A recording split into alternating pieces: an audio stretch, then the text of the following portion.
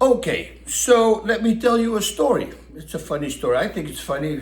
My wife doesn't think it's funny, but I think it's hilarious. In 2003, 2004, I had to shoot an infomercial. And my wife at that time decided to go visit her family in Holland. So she said, "Can you take care of the kids?" "Sure, honey, I can take care of the kids." Right? You know already, right? I mean, I was a crazy man at the time, but I have responsibilities, so no, don't worry about it. No crazy things, no drinking. I was going to be the good father. So I also had to shoot that infomercial. So she flies to Holland. I'm going up to the place to shoot the infomercial, and what was going on?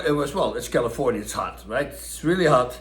We're standing outside in the sun. I'm baking all day long. I'm eating some bananas and some extra potassium, but I didn't drink enough. So this shoot went on for a long time. And now we're like 6 hours in, and suddenly I start cramping in ways that I've never cramped before. So it became so bad that I was on the phone, and my fingers started to, my phone would drop out on the ground. I go, "Dude, what's going on? What's going on?" They go, "When you're severely dehydrated, you gotta go and get some IV bags." "Yeah, but it's already getting late now." So anyway, it turned out I had to go first pick up the kids, make sure that I have the kids with me because the babysitter couldn't stay for a long time. There's another crazy story with the babysitter, but that's for another time.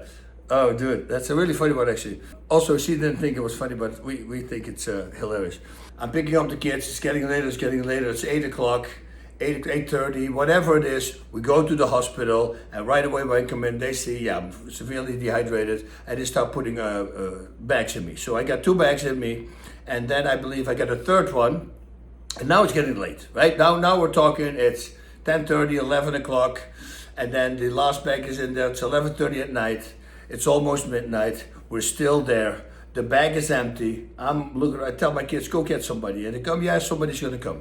And they walk around again, and I tell them again. But Dad, I said, "Go tell them again." "I can't, I'm locked in here with this stupid thing.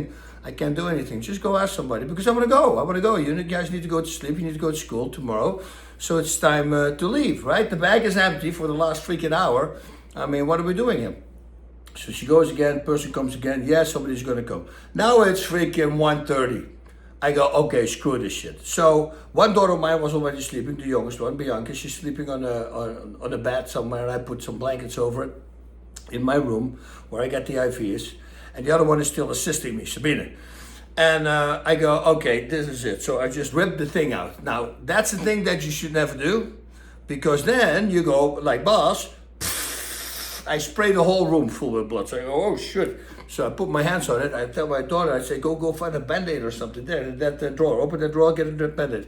Put a Band-Aid on. I wake up the little one. The whole blanket is red sprinkled, and on the walls, it's everywhere. So okay, we gotta run now. We gotta go and get out of here. So since nobody anyway, so we sneaked out. We come home, bada bing, bada boom.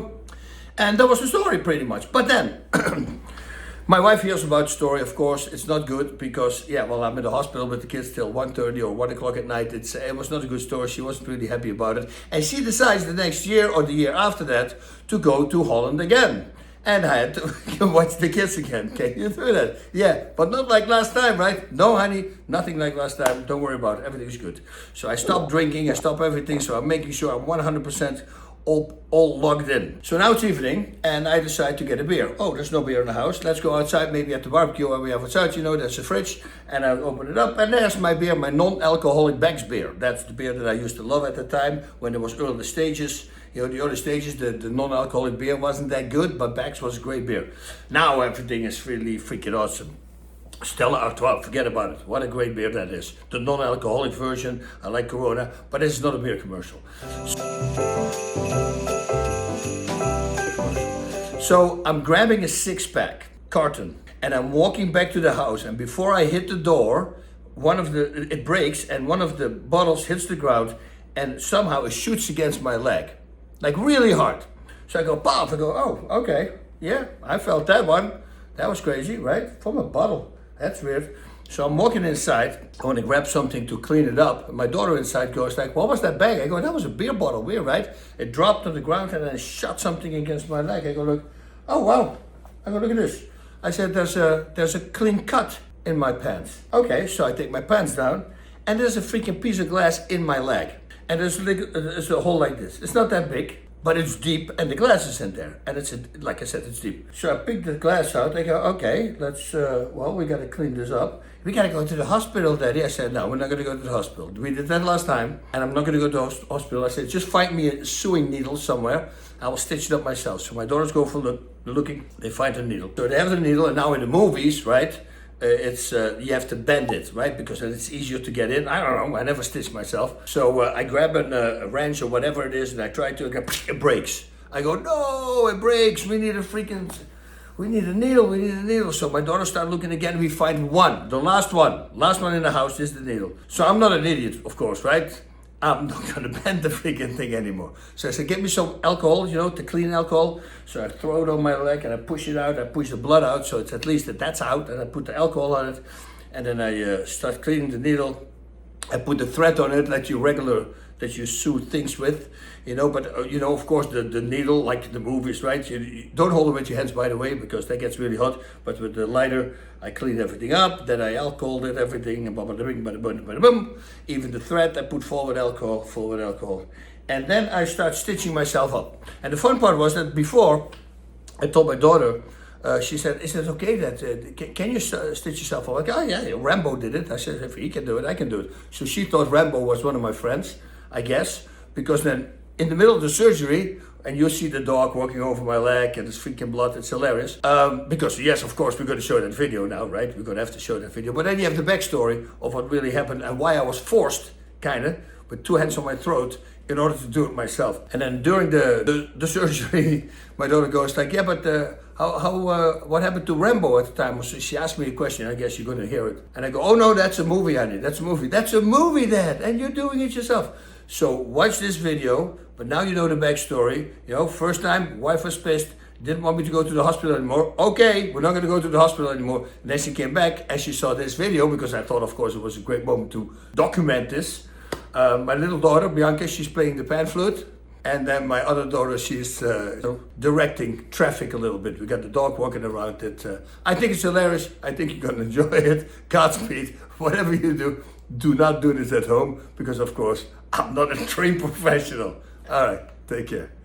Okay, so my dad thinks he's all macho and he got cut really bad. Now he's gonna give himself stitches. Yeah, he's stupid. Okay.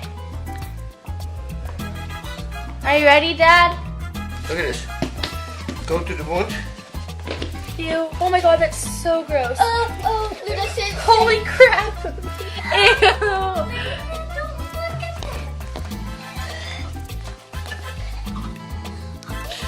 Lavatory. Doesn't it hurt? No, it doesn't hurt. I can go in there, but I can't go on the other side. How is that possible? This needle is not sharp. I'm sorry.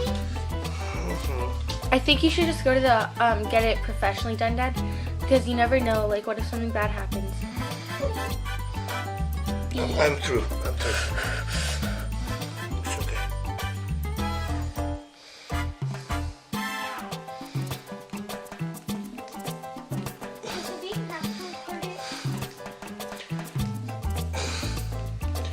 To the other side. Good. That's good already. Okay. See? What do you do now? You put a nut in there. Zip it. Look.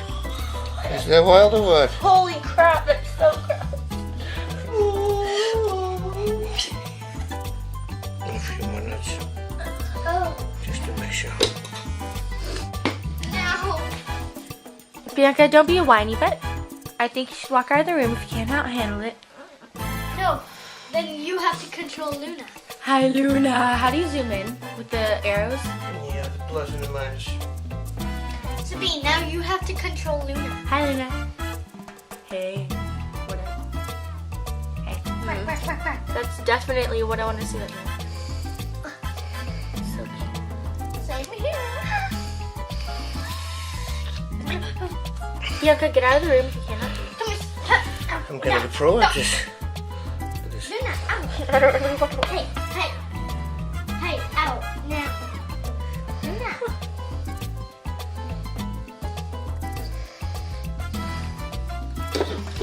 I've got an idea.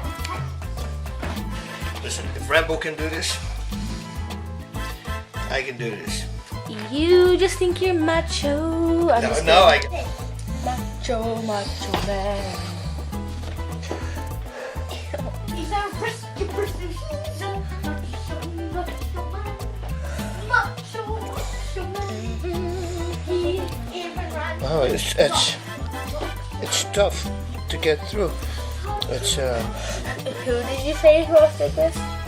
Rambo in a movie. Oh, in a movie. I don't think anyone else has. Well, probably someone else has done this in real life. For sure. This is not a big deal. For sure. But look, it's good, right? Yep. That's what I'm saying.